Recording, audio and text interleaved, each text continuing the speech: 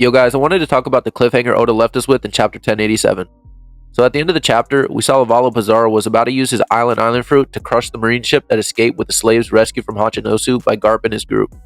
And Oda really tried to drum up the despair here and really made it seem as if there's no hope since Garp was laid out on his back from Aokiji's punch, and he's probably the only one who would be able to counter and attack as large as Pizarro's. But I think there's another person in Garp's group who would actually be able to counter such an attack. And Oda tucked him away, so if you didn't read closely enough, you may not have even seen him in the chapter. But if you look at the far right of this panel, you can see Garp's right-hand man, Bogard, is currently on the ship escaping Hachinosu with the rescued slaves.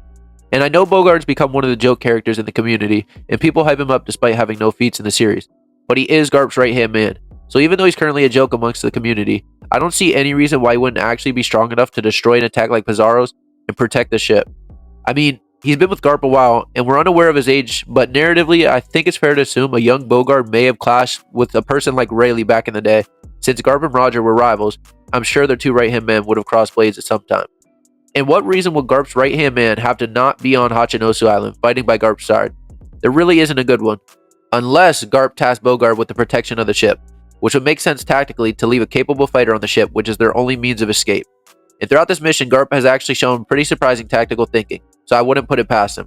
And simply the way Oda presented Bogard in this chapter is kind of suspicious. Usually Bogard's right by Garp's side, but we haven't seen him at all throughout this mission, but when we do, he appears just off to the background of one panel. Almost as if Oda's trying to drop him in there just as a little teaser of what's to come.